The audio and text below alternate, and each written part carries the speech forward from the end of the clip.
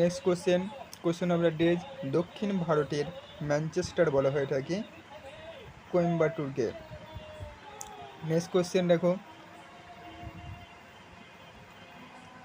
কত সালে reserve bank জাতীয়করণ করা হয়?